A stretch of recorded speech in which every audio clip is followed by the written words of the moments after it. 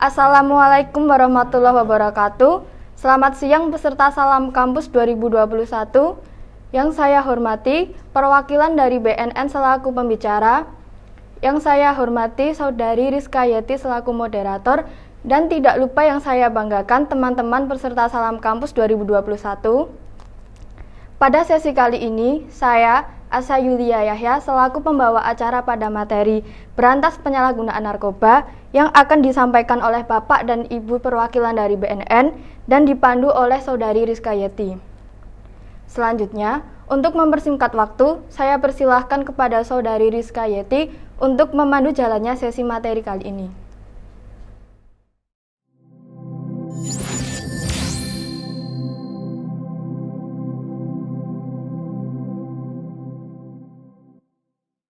Bismillahirrahmanirrahim. Assalamualaikum warahmatullahi wabarakatuh. Selamat siang teman-teman semua. Semoga masih tetap semangat ya. Sekarang kita akan memasuki materi selanjutnya, yaitu berantas penyalahgunaan narkoba. Di sini kami sudah kedatangan ahli-ahli di bidangnya. Di sini ada Mbak Winda Erliani, kemudian ada Mbak Farida Nurifa, dan kemudian ada Mas Brian Primanda. Sebelumnya perkenalkan, saya Rizka Yeti Nurhandayani, biasa dipanggil Rizka. Pada kesempatan kali ini, saya akan memandu sebagai moderator mengenai materi BNN ini. Untuk selanjutnya, kita akan memperkenalkan masing-masing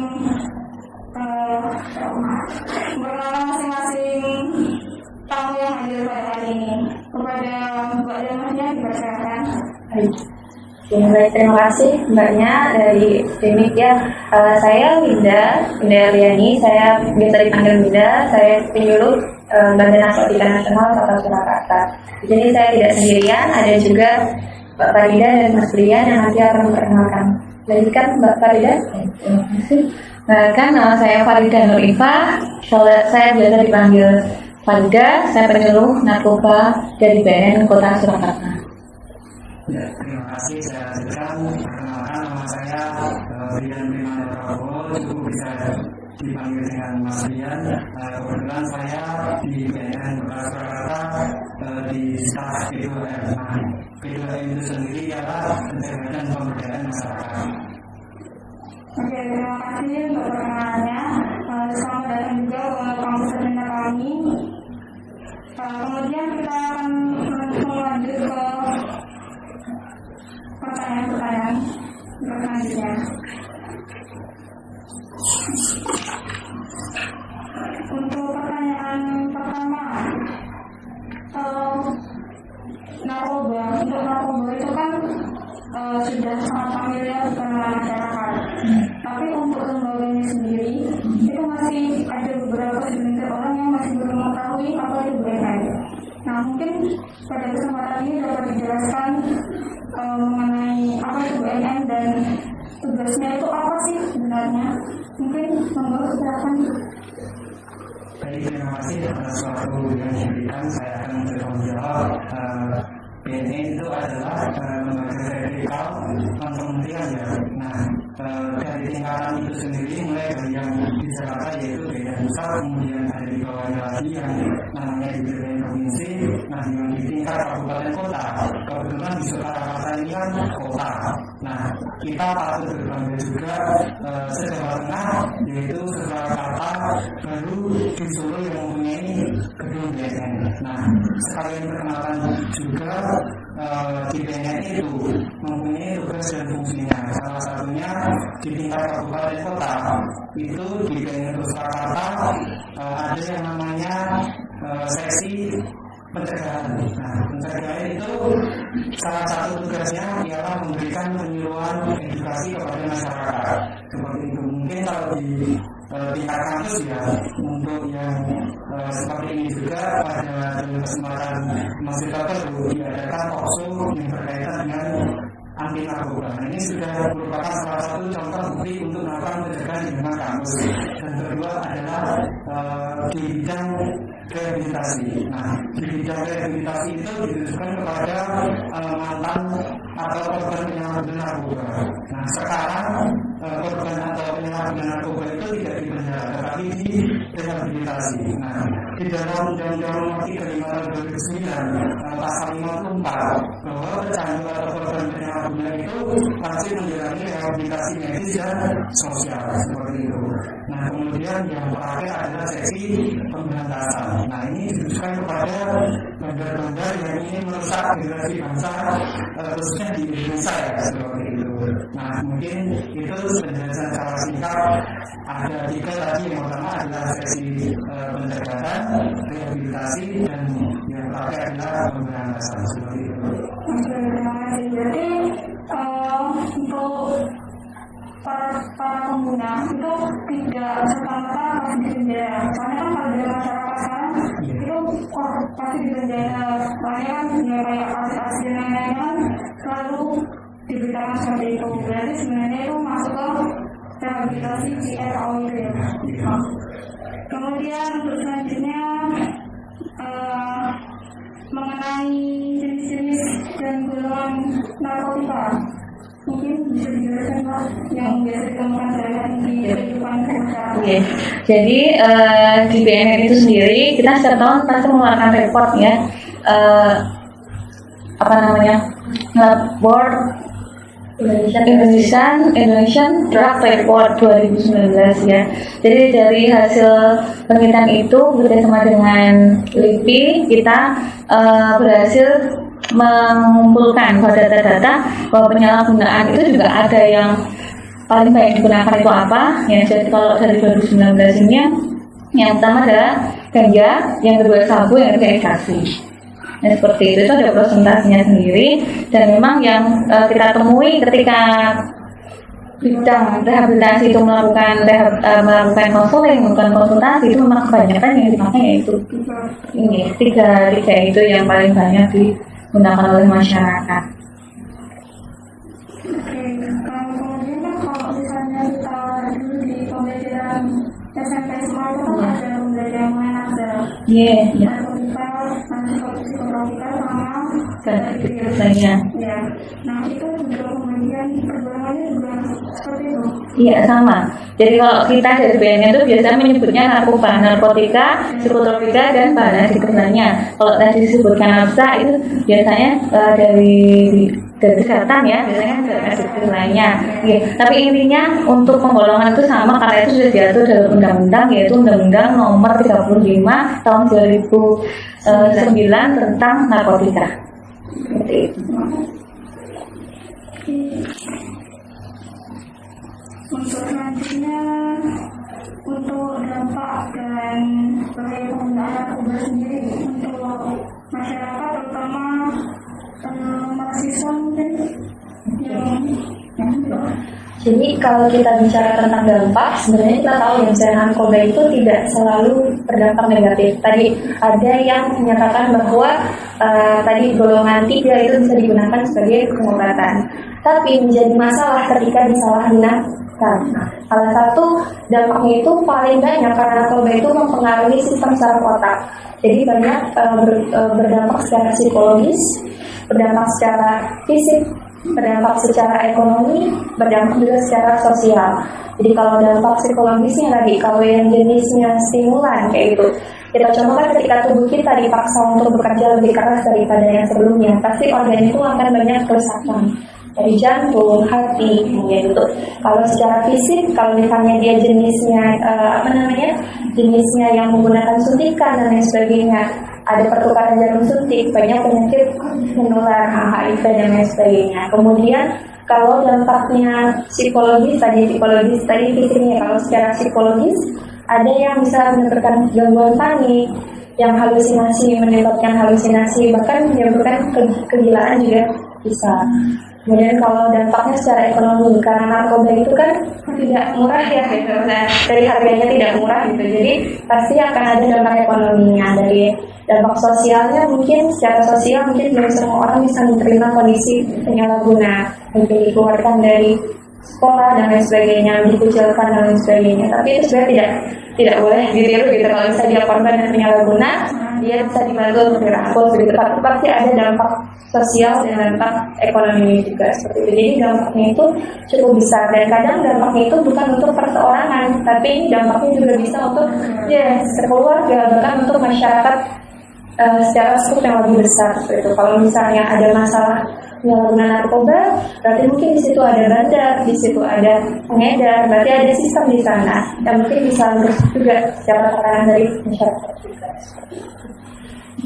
Kalau misalnya kita mengulas dari dampak ekonomi, apalagi kan hari ini pandemi yang berlangsung ini, itu kan ekonominya juga menurun.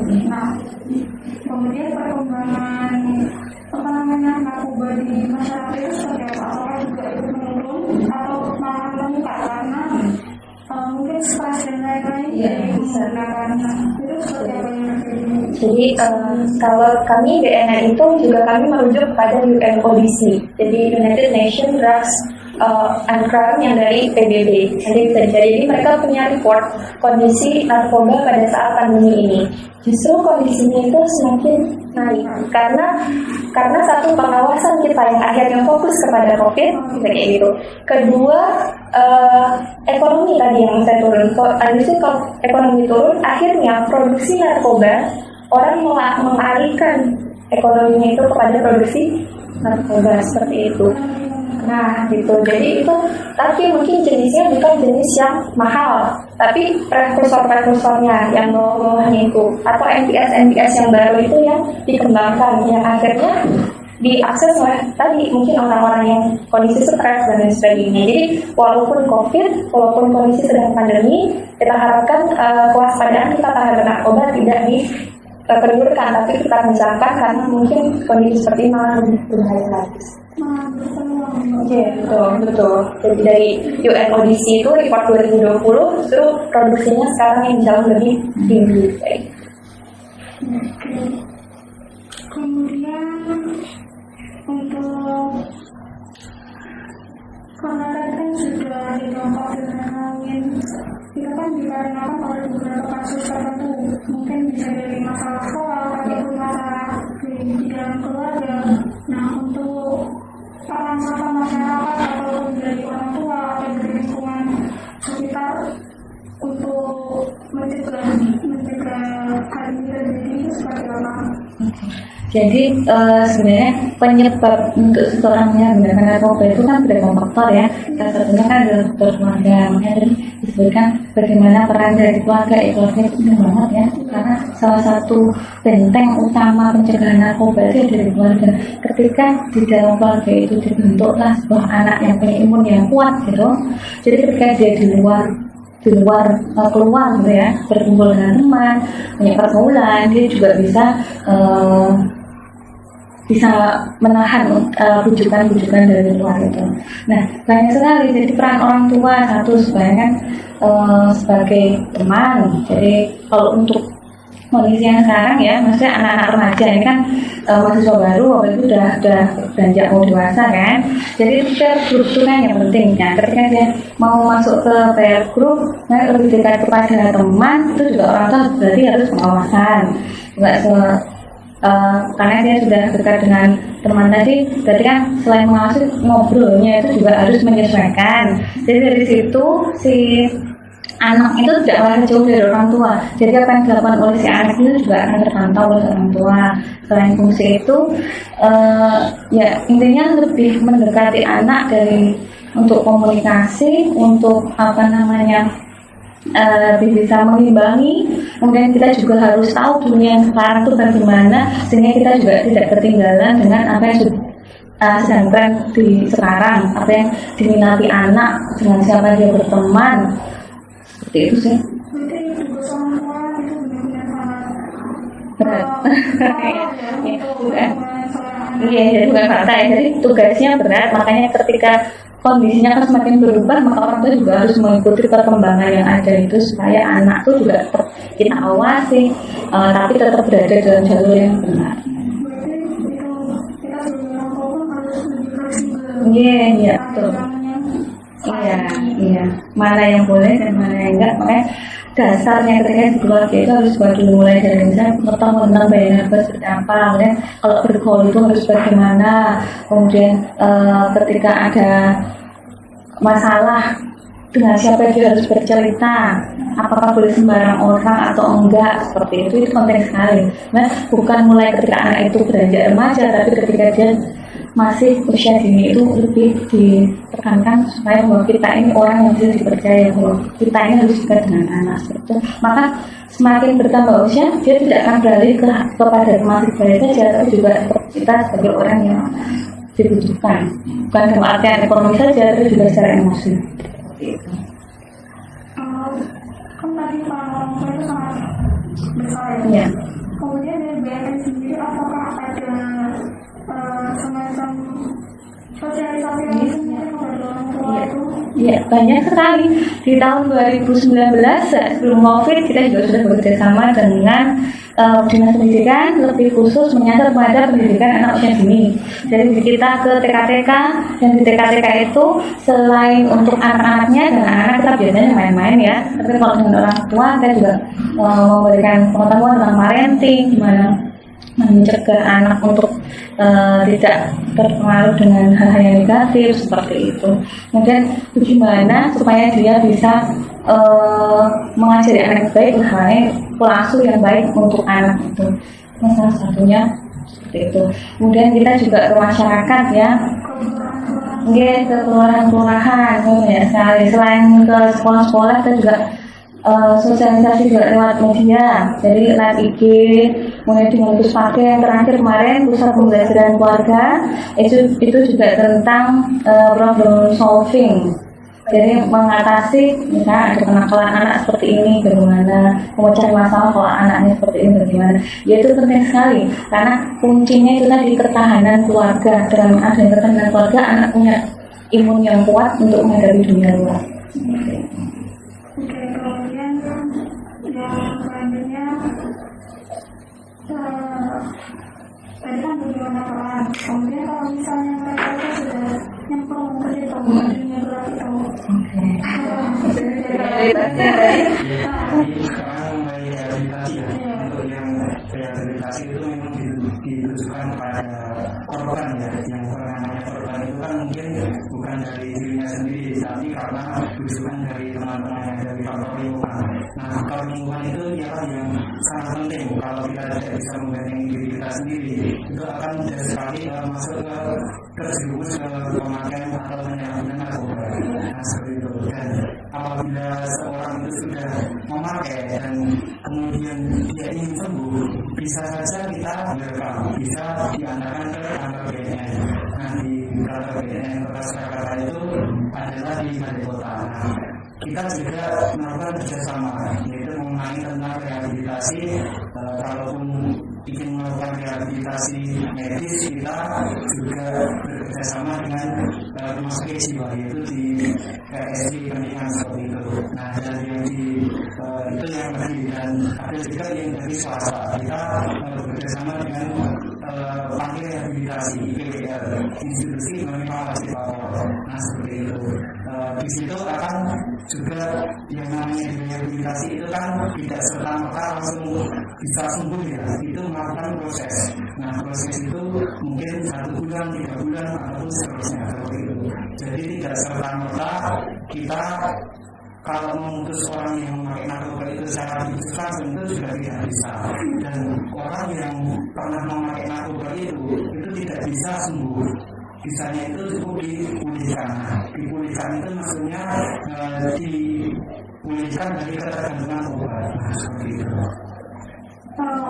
Mengecuali tadi itu yang cuma bisa dipulihkan. Nah, untuk selanjutnya seperti apa? Apakah tetap dilakukan pemantauan di rumahnya atau seperti apa? Ya, itu tetap akan kita dampingi. Apabila dia setelah keluar dari rehabilitasi, itu tidak kita serta-merta diberikan saja, tetapi tetap kita dampingi. Nah, karena apa? Karena dia ketika setelah sudah sembuh itu di pikirannya itu masih ada rasa stigma ataupun rasa keinginan memakai itu besar sekali. Jadi itu tidak bisa hilang. Memang dari pikirannya kalau sudah pikirannya itu pernah merasakan itu tidak bisa hilang. Nah, seperti itu. Jadi orang yang sembuh itu harus tetap kita dampingi dan kita arahkan, karena apabila dia ketemu dengan teman-teman yang dulu pernah memakai itu akan sangat mudah dia ingin memakai lagi. Iya, seperti itu ya, bisa. Jadi kalau di BNN itu ada pelayanan namanya pasca rehabilitasi. Jadi alur rehab itu bukan hanya ketika mereka datang kemudian diberikan pelayanan rehab selama mungkin jangka waktu baik rawat jalan ataupun rawat inap, tapi nanti ketika mereka selesai di rehab, dipulihkan dalamnya adalah dikembalikan kontrol dirinya. Jadi kalau sebelumnya pakai narkoba itu mereka tidak bisa mengontrol diri, tapi ketika direhabilitasi mereka dibantu untuk mengontrol dirinya. Setelah itu ada yang namanya pelayanan pasca rehabilitasi.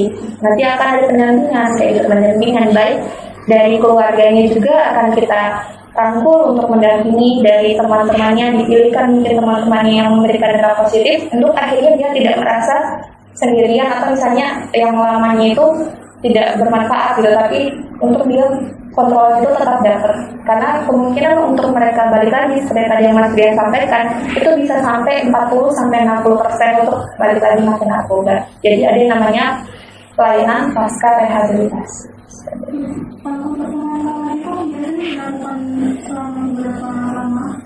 Tetap dipantau terus, jadi masih ada pelayanan. Jadi kalau di BNN itu ada seksi rehabilitasi yang memang asisten konselor, yang akan melakukan home visit dari rumah, kegiatannya seperti apa sekarang, apakah sudah produktif kembali. Karena yang namanya pecandu ini dia akan pakai lagi, karena kalau waktunya itu tidak digunakan dengan baik. Jadi dia harus memanfaatkan waktunya itu untuk kegiatan yang bermanfaat supaya tidak mengingat-ingat terus. Oke, ketika dia ada kegiatan, ya bisa terarah, dan kalau lingkungannya baik, kan dia juga bisa tidak akan keinget-inget lagi dari teman-temannya tadi, karena itu fungsinya dilakukan pengawasan dan mengvisir itu kegiatan untuk apa, waktunya untuk apa, dengan siapa sekarang ini dia dekat seperti itu. Untuk visitnya itu setiap bulan atau per minggu atau seperti apa?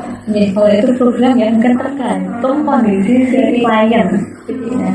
Ada dokternya, ada tadi asisten konselornya juga yang nanti akan menilai seberapa rawan orang. Tapi prosesnya apakah itu bisa dipastikan gitu, itu setiap orang berbeda-beda. Mungkin butuh pendampingan terus. Nah kan beberapa mantan penyalahguna itu kita libatkan dalam kegiatan BNN. Tujuannya agar tadi waktunya itu tidak habis untuk kegiatan-kegiatan yang tidak bermanfaat, yang mungkin bisa men-trigger mereka untuk menggunakan lagi. Jadi kita jadikan mereka mitra, gitu. Kita pastikan bahwa mereka itu tetap ada di jalan yang sesuai.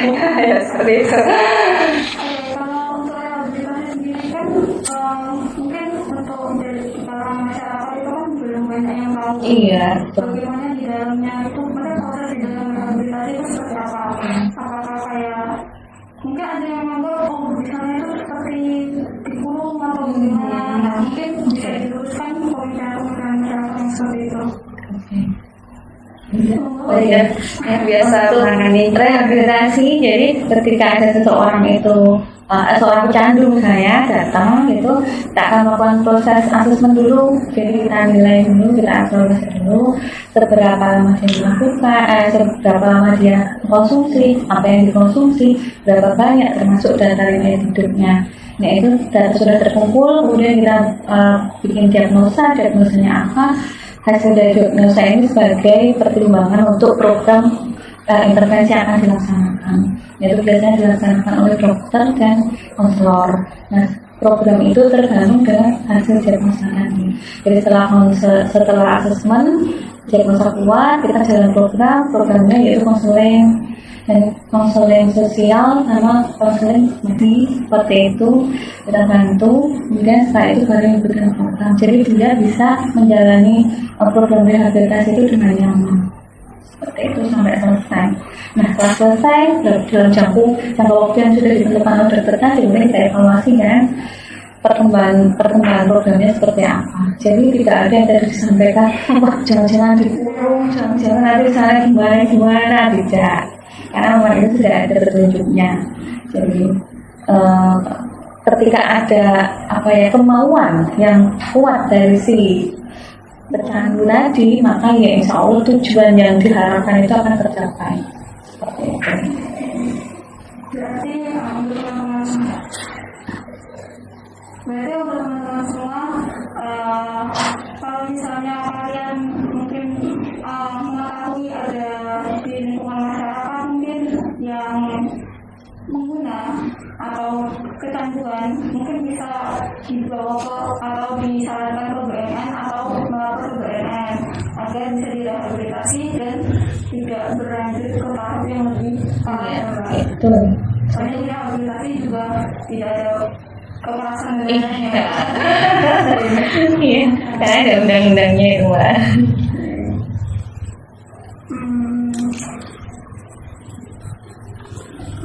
Kemudian untuk obat-obatan tadi yang golongan 3 yang bisa digunakan untuk kesehatan. Nah, gimana ya? Kan ada beberapa obat-obatan yang bisa digunakan seperti kayak misalnya obat batuk ataupun obat pada nyeri, itu kan biasanya bisa digunakan beberapa segelintir orang yang minim ekonomi tapi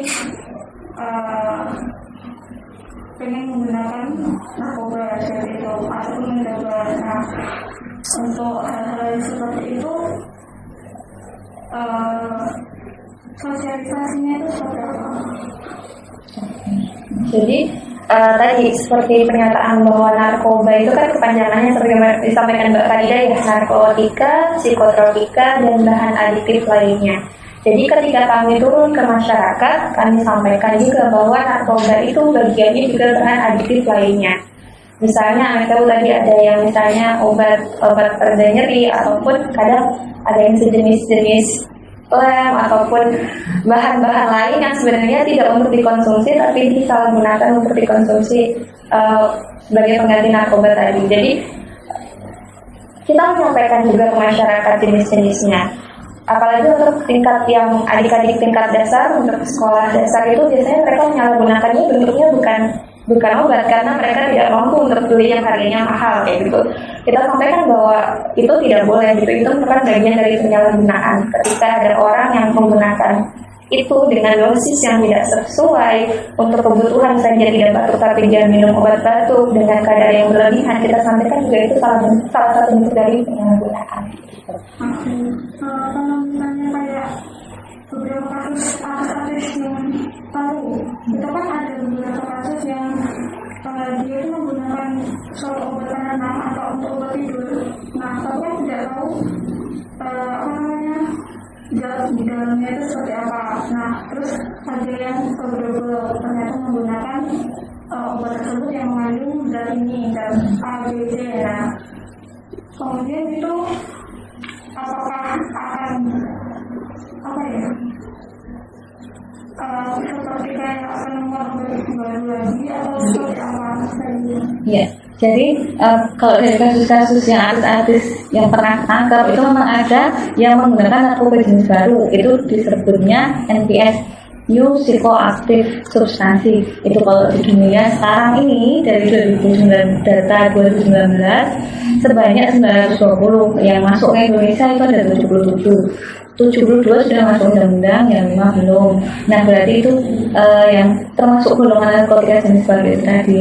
Nah, kemudian ada juga yang sudah masuk ke undang-undang tapi dia nggak tahu kalau itu ternyata adalah narkotika kan. Nah, itu termasuk juga penyalahgunaan, walaupun berarti kan informasinya belum sampai. Makanya kita rehabilitasi, kita lakukan rehabilitasi karena ketika seseorang itu menggunakan narkoba pasti kan ada efeknya, ada dampaknya, ya gitu yang harus kita perbaiki seperti itu. Jangan sampai terulang lagi, jangan sampai menyalahgunakan lagi. Ya memang kita harus bahasanya itu ya tahu informasi. Nah, seperti itu.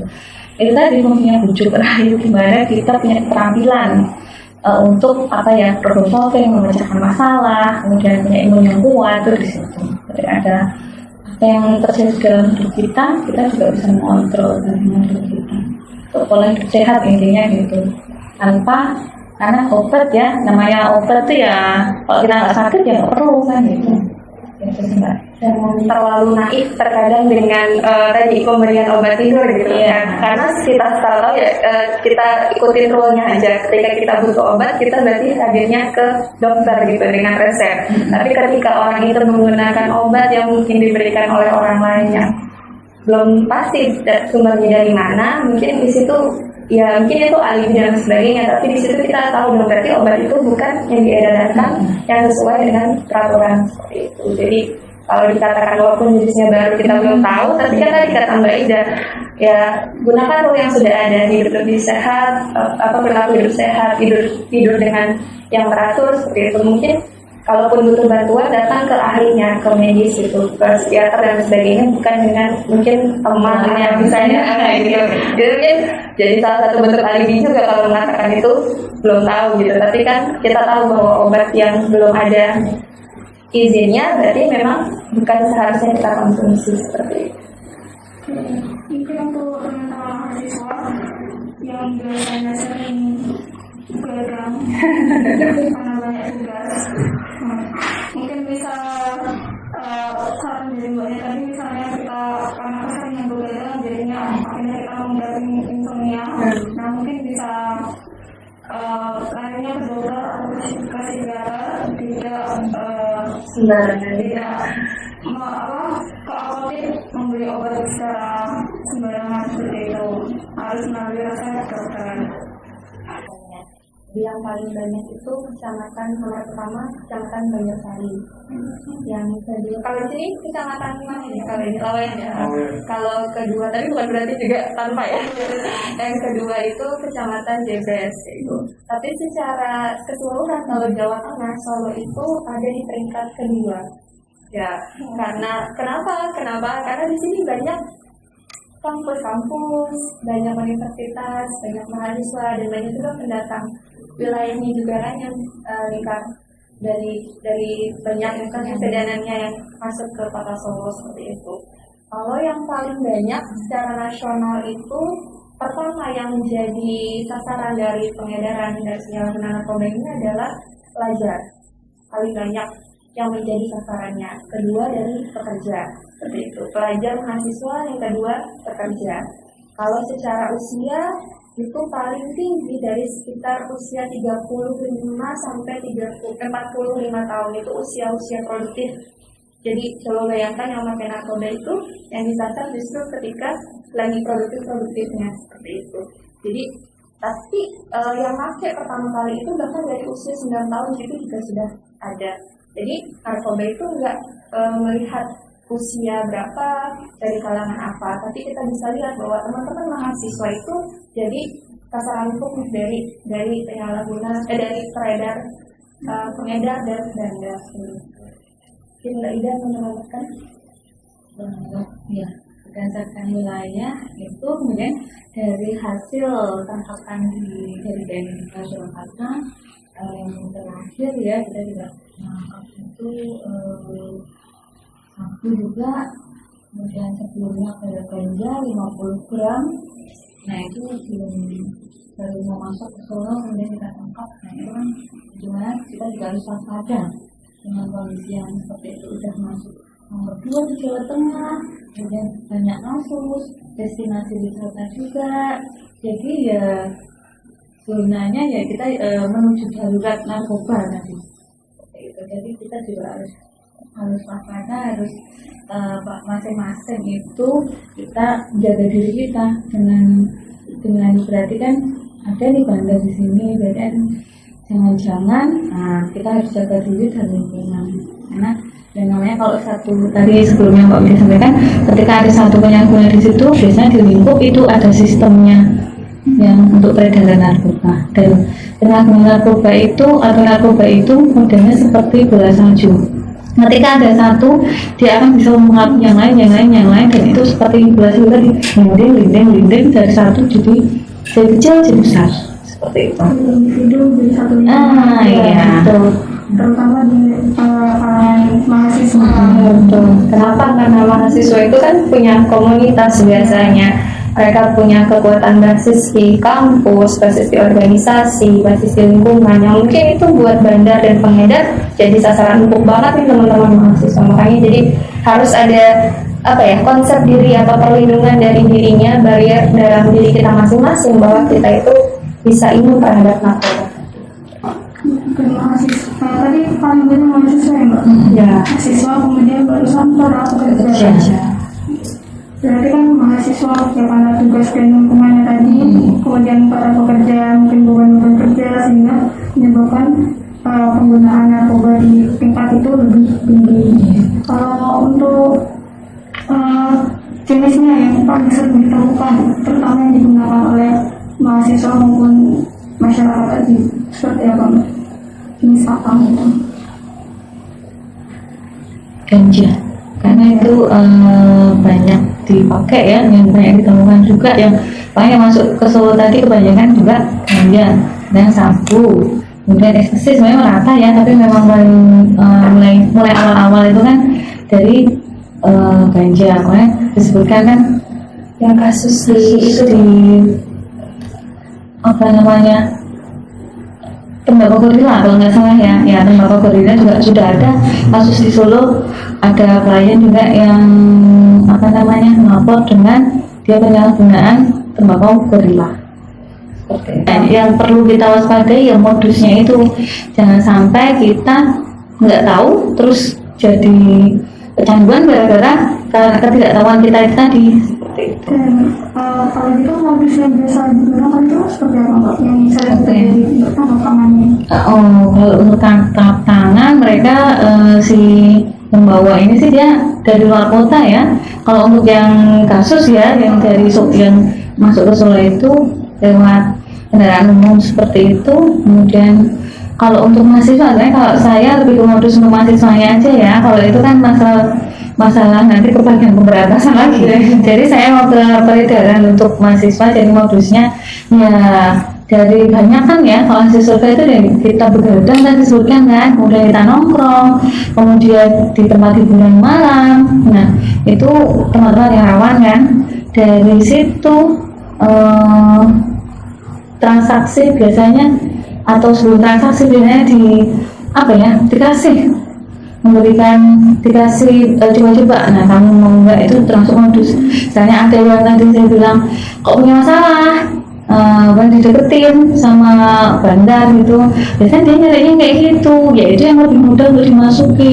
Orang-orang yang rawan, yang punya masalah, yang kelihatannya kayak gimana gitu, kayak ini sasaran empuk nih, kok rodok gak bahasanya ya, lagi ada masalah, ketok sedih, ketok galau bahasanya gitu. Kalau itu kita sebagai teman, makanya ketika ada lingkungan kita yang seperti itu, ada teman kita yang seperti itu, ya kita harus peduli, jangan cuek lah gitu. Lagi skripsian misalnya kayak kelar ini katanya makanya apa dibantu gitu, urusanmu jangan gitu.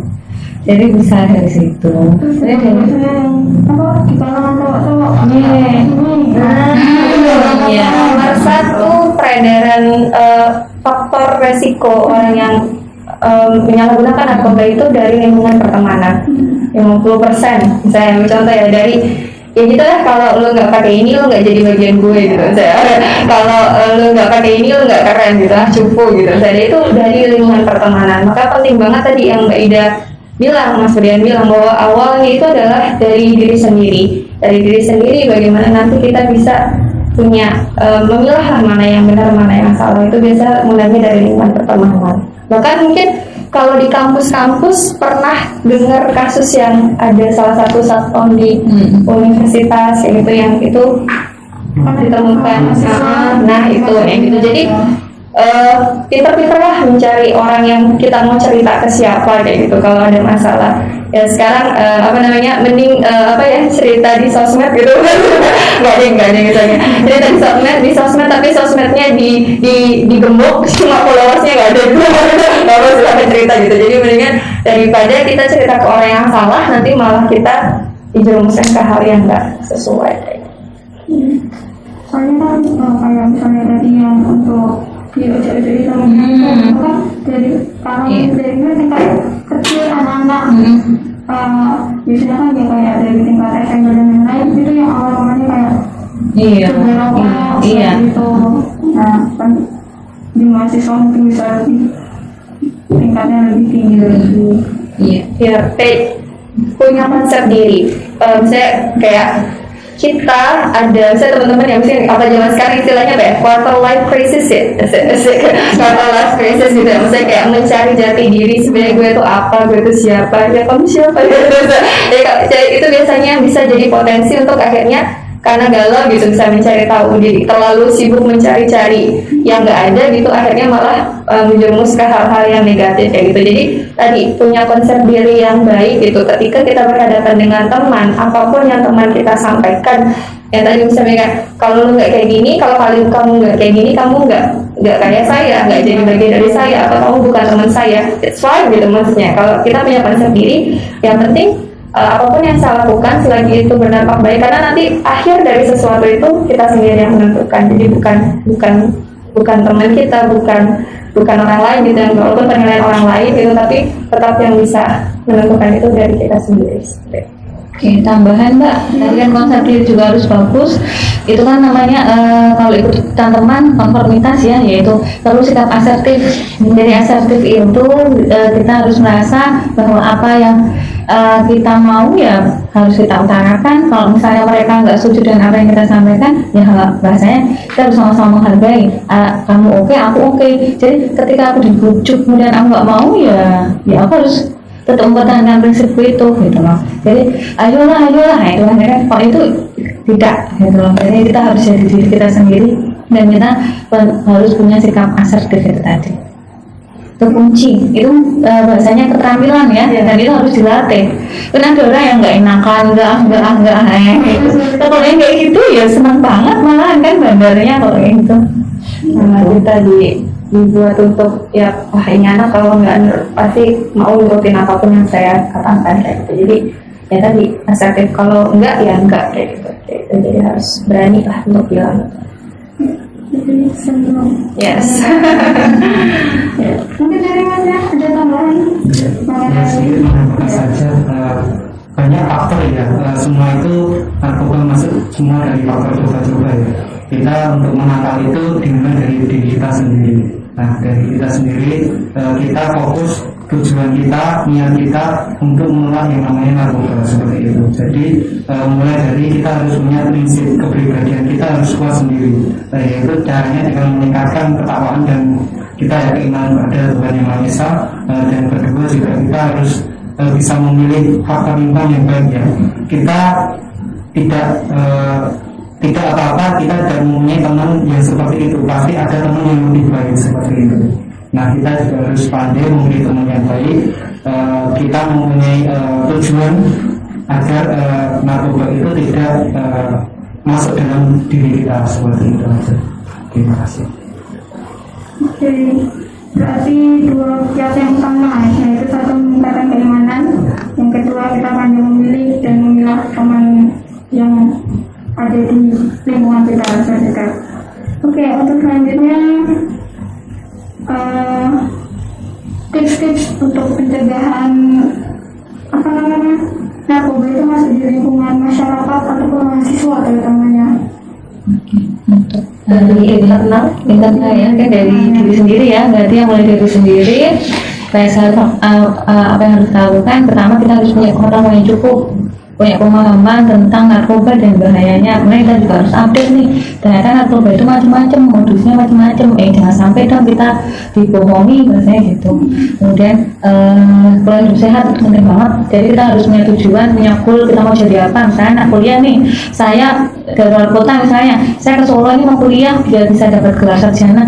Jangan sampai dong aku di tengah jalan tuh bujuk yang mungkin pergaulan bebas, kemudian narkoba dan lain, ya tujuannya nggak bakal tercapai kan, seperti itu. Jadi harus punya goal, pola hidup sehat, kemudian manajemen waktu itu penting banget, kemudian termasuk manajemen waktu itu menggunakan waktu luang untuk hal-hal yang positif. Misalnya kalau lihat ini, misalnya ada yang dari luar kota. Jadi organisasi itu penting banget, karena dengan berorganisasi kan kemampuan kita juga bisa berkembang, wawasan bertambah, teman tambah banyak. Ya itu tadi kuncinya, ketika teman sudah tambah banyak harus pilih-pilih teman yang gimana yang bisa saya ikutin, mana yang enggak gitu, mana yang hanya sekedar saya kenal, mana yang bisa saya dekat gitu. Kemudian komunikasi dengan orang tua jangan sampai putus. Jadi yang namanya kita emosi masih belum stabil, ketika ada masalah atau ada apa kita perlu support keluarga, itu nomor satu. Kemudian komunikasi dengan keluarga, yang utama tadi kuncinya iman dan takwa harus tetap kuat seperti itu. Kemudian untuk dari lingkungan ya harus masing-masing ini dari lingkungan juga.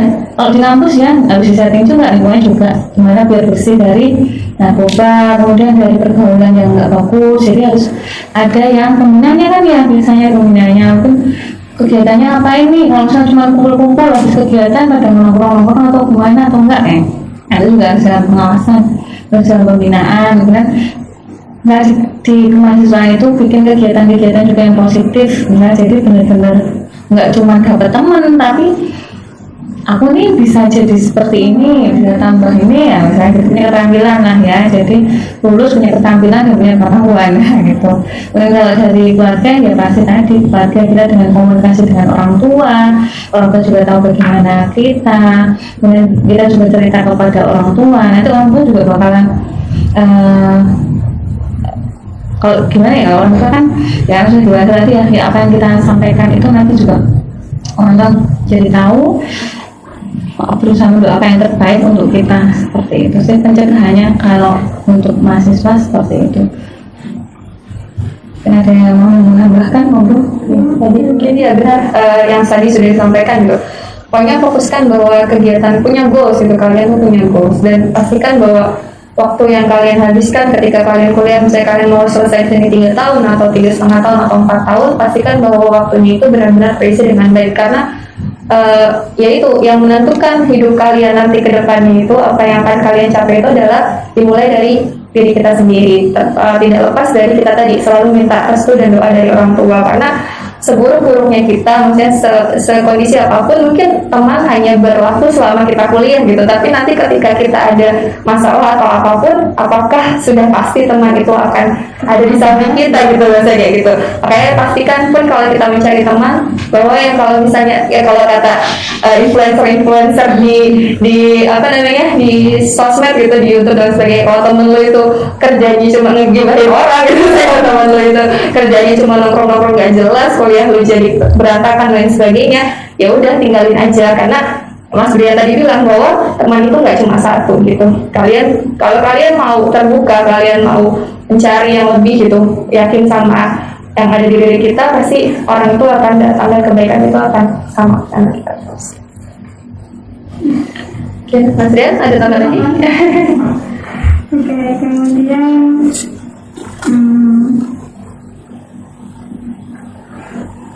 ciri-ciri dari para pembina sendiri itu seperti apa? Terlihat dari luarnya atau dari psikolognya tadi? Ciri-ciri sebenarnya kan ada ciri fisik dan perilaku ya. Jadi kalau fisik itu tampak ketika seseorang dalam jangka waktu tertentu setelah menggunakan. Nah, kemudian tapi yang lebih membedakan itu yang bisa kita amati benar-benar itu sebenarnya ciri perilaku. Ada perubahan perilaku dari si pecandu ini. Jadi kalau misalnya dibilang mata merah, ya banyak juga yang enggak ada mata merah. Kayak tersinggung nanti matanya berair, dia nangis kan, jadi salah sangka ya kan. Perubahannya perilaku. Jadi memang ini yang bisa mengamati lebih ke orang dekat sekali atau yang biasa berkumpul dengan si pecandu ini. Misalnya kalau sekolah nih, atau di kampus nih, biasanya datangnya tertib, nggak pernah telat, nggak sekarang jadi telat. Kemudian dari segi penampilan, apakah ada perubahan? Dulunya bersih, rapi, wangi gitu kan? Dan jadi seperti itu, penampilannya nggak teratur. Nah, kemudian cara ngomongnya apakah emosian atau enggak, yang seperti itu Mbak. Jadi ada perubahan-perubahan yang sangat bahasanya signifikan ya, flat saya nggak bisa jawab dari yang A menjadi balik gitu, seperti itu. Dan itu biasanya ke hal yang negatif. Terus kebanyakan begadang ya sangat ada efek karena dari obat, misalnya obat apa yang pakai itu ada efek tertentu ke perilaku juga ada, seperti itu. Tapi di perilaku ya nggak beda ya. Ya, kalau tadi sudah disebutkan dengan ciri sikap ya, perubahan perilaku ya, banyak sekali juga. Kalau untuk yang pecandu berat itu juga sudah menunjukkan ciri-ciri fisiknya ya. Untuk yang pemakaian jenis ganja, sabu, nah itu berbeda-beda, dilihat dari ciri fisiknya itu berbeda. Ataupun tadi kalau yang biasanya itu artis banyak yang menggunakan sabu-sabu ya, dia itu memang digunakan untuk bekerja. Nah biasanya orang yang memakai sabu-sabu itu biasanya kalau artis pengen kerja terus dia bisa kuat, nah seperti itu. Tapi itu hanya sementara. Tetapi kalau efeknya sabu itu sudah habis, dia akan drop seperti itu. Dia akan sakit, dia jatuh seperti tidak bisa apa-apa, seperti orang mati seperti itu. Dan kalau ciri fisik itu memakai sabu-sabu, pori-pori di tubuhnya itu akan menjadi besar. Seperti biasanya kita kalau masuk angin ya, sakit itu kalau kena air sedikit saja badan kita terasa dingin. Nah itu seperti kalau orang sakit biasa masuk angin itu, mungkin kalau yang memakai sabu-sabu pori-porinya itu bisa membesar 5 kali lipatnya dari orang yang sakit masuk angin seperti biasa, seperti itu. Jadi ciri-ciri fisiknya untuk yang pecandu yang berat itu sudah mulai kelihatan. Untuk ciri-ciri ini kadang kan muncul di setiap orang tergantung dari jenisnya, tergantung seberapa lama kadarnya dan lain sebagainya. Tapi tujuan kita tahu ciri-ciri ini bukan untuk akhirnya misalnya kita ketemu nih ada ya gitu, dan itu kita menjudge stigma mereka, bukan. Kalau kita merasa mampu untuk membantu teman kita itu, kita punya informasi yang cukup untuk tadi ke IPWL, ke BNN dan lain sebagainya, rangkul mereka, ajak mereka ke area yang baik. Takutnya nih malah, ya kok katanya temenku tuh kok jarang mandi gitu, terus berantakan. Oh jangan-jangan kamu tanya dulu, kamu jarang mandi, sabun kamu habis atau bagaimana gitu, atau air di kosan habis ya gitu. Jadi kita ketemu ciri-ciri yang tadi sudah disampaikan, terus kita langsung menjauhi gitu. Mungkin itu malah jadi wah bandar, wah dia nggak punya teman di oleh teman-temannya gitu itu.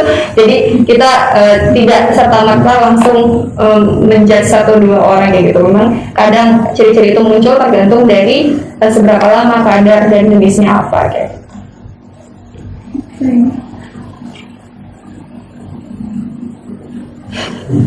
Konsen itu statementnya udah jadi Mungkin untuk yang terakhir kalinya Mbak, mungkin bisa ditegaskan kembali alasan kita sebagai pelajar atau mahasiswa harus meninggalkan narkoba ini itu seperti apa?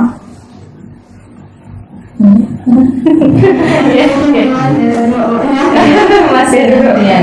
Untuk yang pesan saya untuk mahasiswa ya di sini, memang narkoba itu ada di mana-mana. Nah kita tidak tahu, dimulai dari diri kita sendiri, keluarga kita sendiri, saudara kita sendiri. Kita harus membentengi diri yang dari penyalahgunaan narkoba ya. Nah, jadi narkoba itu memang bisa dijuluki silent killer ya, seperti itu. Kita tidak tahu teman kita ada yang mati, ada yang kode seperti itu. Nah, jadi kita harus peduli kepada sesama mahasiswa, kita harus peduli, jangan cuek, dan kita sebagai generasi muda harus berani melawan narkoba seperti itu. Berani melawan narkoba. Mungkin ada banyak. Oh iya, untuk teman-teman narkoba itu musuh ya, jadi dia itu bukan teman. Jadi kalaupun kamu merasa kesepian, kamu merasa ada masalah, itu bukan solusi gitu. Lebih baik cari yang benar-benar teman yang bisa diajak ngobrol, kan gak asik kan, nah seperti itu. Dan ajak diri kita untuk mengarahnya kepada kebaikan. Jadi dengan kita punya goal, punya tujuan, punya kita nggak akan pernah pengen lihat-lihat lirik-lirik ke yang negatif seperti itu. Sebenarnya sama seperti Mbak yang lain bahwa narkoba itu bukan solusi gitu. Stres itu part of our life gitu. Jadi setiap orang itu pasti akan ngerasain stres, tekanan dalam hidup itu udah bagian dari hidup kita gitu. Punya masalah itu bagian dari hidup kita. Kalau kalian mau happy gitu jangan lari ke narkoba. Banyak meme gitu cari aja di internet, nyari meme atau dagelan-dagelan gitu di internet, itu kalian pasti saya yakin itu akan jauh lebih, atau mungkin melihat keributan bersama jangan memicu atau melihat keributan. Jadi cukup bahwa setiap itu akan bisa terlewati dan narkoba itu bukan solusi gitu. Untuk selanjutnya mungkin kita akan masuk ke sesi pertanyaan. Mungkin dari teman-teman ada yang ingin ditanyakan, kami persilakan. Ya, sebenarnya saya dari mahasiswa ya mau bertanya tentang kebanyakan kan pengguna narkoba itu memberikan alasan mendapatkan ketenangan gitu saat dia konsumsi itu saat depresi itu atau stres itu katanya dia mendapatkan ketenangan. Nah, pendapat Mbak atau Mas-Masnya tentang hal tersebut itu bagaimana, ya apakah benar atau bagaimana seperti itu? Oke. Jadi terima kasih kepada teman-teman yang sudah bertanya. Jadi kalau terkait narkoba itu memberikan ketenangan, memang ada jenisnya yang memberikan efek tenang. Namanya itu depresan. Jenis narkoba yang menimbulkan efek tenang, menurunkan sistem kerja tubuh seperti itu. Jadi yang pakai itu akan jauh lebih tenang. Tapi yang bikin fokusnya itu bukan itu. Gini. Jadi tubuh yang normal, kita dalam kondisi yang normal, kemudian dilemahkan kayak gitu. Jadinya dilemahkan, jantungnya dilemahkan kayak gitu. Itu mungkin jangka pendek yang dirasakan, tapi jangka panjangnya tubuh itu tidak dalam kondisi yang seharusnya seperti itu. Malah nanti akan ada misalnya kondisi-kondisi tertentu yang bisa henti jantung bahkan menyebabkan kematian seperti itu. Jadi kondisi itu tenang itu ya cuma sementara kayak gitu, mungkin nggak dalam waktu yang panjang. Satu kali kita nyoba mungkin kita akan rilisnya itu zatnya itu kita mengharapkan lagi yang tadi namanya kecanduan. Jadi itu mungkin yang dirasakan untuk sebagian orang kayak gitu, tetapi dampaknya itu jauh lebih besar daripada yang dirasakan seperti itu. Mungkin ada yang mau ditambahkan dari Mas atau Mbaknya? Jadi untuk narkoba itu kan sebenarnya dimasukkan ke dalam tubuh, artinya tubuh kita sebenarnya kan tidak apa-apa, kemudian dimanipulasi, terutama dia mengefeknya ke otak. Jadi sarafnya dulu kan yang diserang kan, ketika saraf memerintahkan kita untuk misalnya kan tenang dan sebagainya, jadi dapat mungkin apa yang diinginkan. Tapi ya seperti yang dibilang tadi itu hanya sementara. Ketika zat itu sudah berangsur-angsur berkurang, dia akan meminta lagi kecanduan itu yang akan didapat, dan itu menyembuhkannya itu yang susah sekali. Jadi yang harus dipikirkan ketika seseorang akan melakukan itu, apa dampaknya bagi diri kita, banyak yang negatifnya atau yang positifnya, seperti itu. Mungkin kalau butuh yang tenang-tenang, mungkin bisa baca Quran. Baca Quran dan maknanya. Atau ini kalau saya suka musik yang apa, kalau jangan asal sahabat senja ya, masih sahabat itu mungkin bisa melihat matahari terbenam, minum kopi kayak gitu, mungkin bisa menimbulkan ketenangan daripada lari-lari ke hal-hal yang ya tadi efeknya sementara. Kalau kita lihat matahari terbenam, matahari terbit kan bisa kapan aja dan gratis ya, itu disesuaikan aja. Nah, itu mungkin hanya apa ya caranya itu ya. Oh ya, untuk tadi masalah kopi.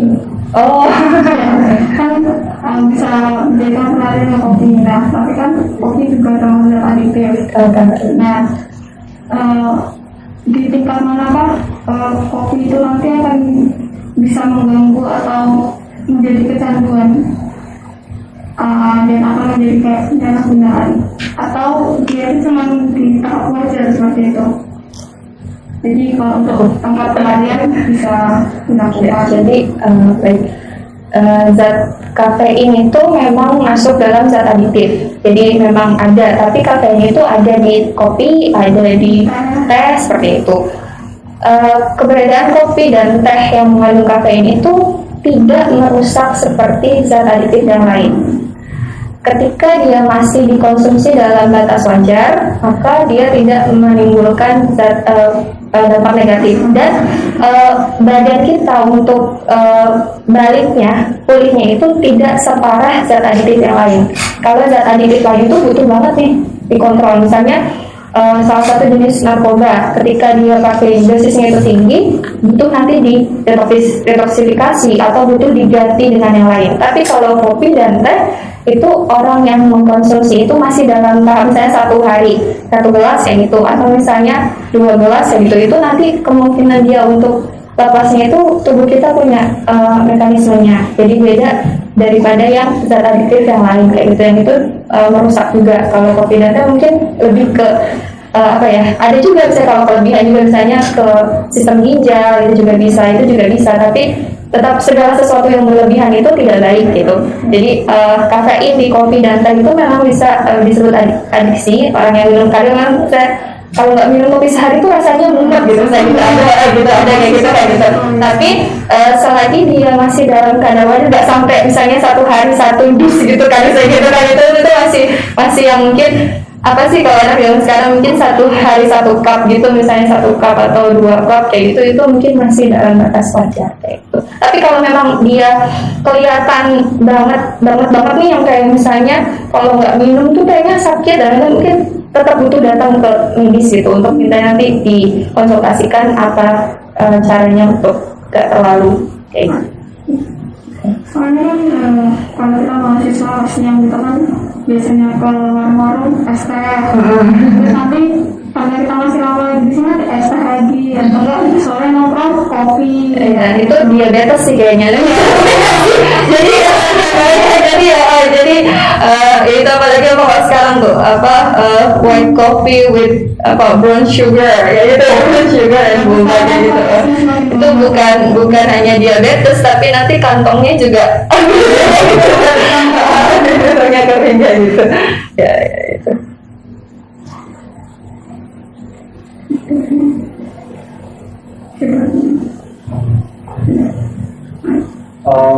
Pertanyaannya sebenarnya untuk BNN sendiri wilayah khususnya di wilayah Solo, Surakarta, adakah program atau gerakan khusus yang melibatkan mahasiswa untuk pencegahan narkoba?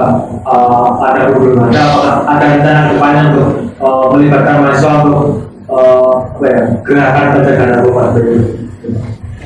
Program khusus dari BNN di lingkungan mahasiswa.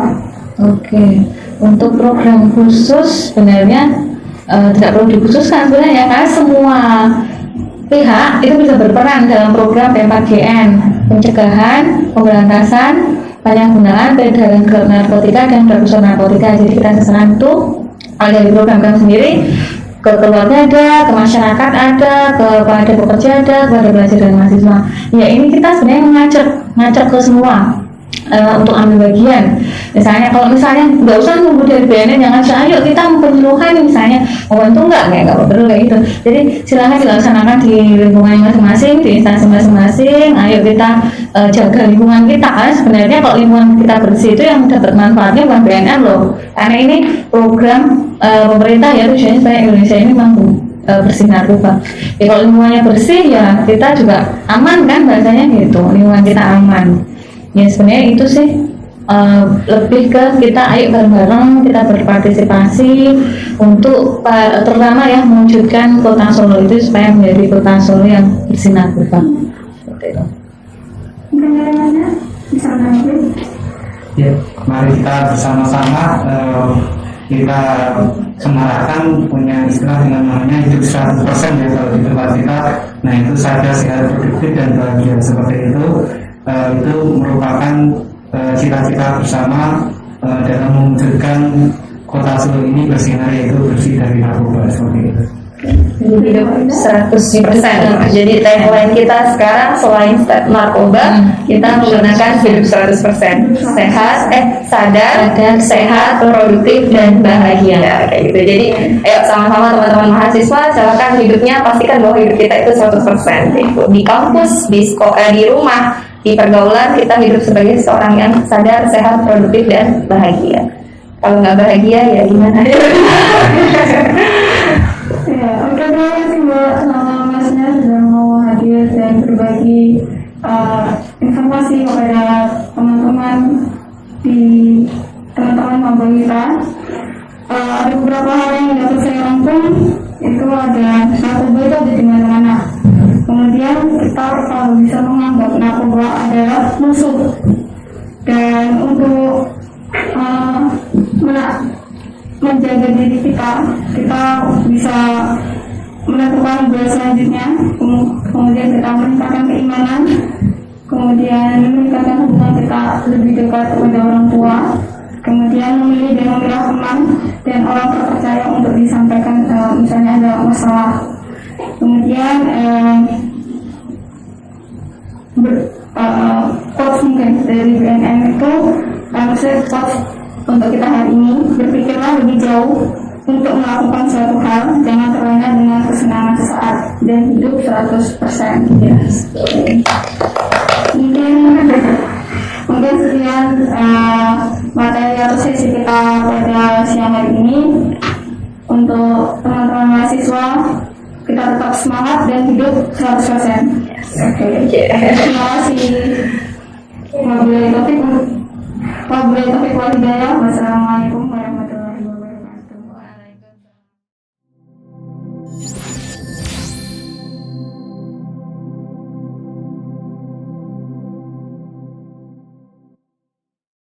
Terima kasih kepada Bapak dan Ibu perwakilan dari BNN atas materi yang sudah disampaikan. Terima kasih kepada Saudari Rizka Yeti yang sudah memandu jalannya sesi materi kali ini. Itu tadi penjelasan tentang materi berantas penyalahgunaan narkoba. Semoga apa yang telah disampaikan dapat dimengerti dan dipahami dengan baik oleh mahasiswa baru sekalian. Kemudian, jangan lupa untuk mengisi form review materi di akhir acara yang nanti linknya akan disampaikan oleh kakak pendamping masing-masing. Terima kasih atas perhatiannya. Mohon maaf apabila ada kesalahan. Wassalamualaikum warahmatullahi wabarakatuh. Salam Kampus 2021, membangun insan cendekia bersama Sinar Nusantara.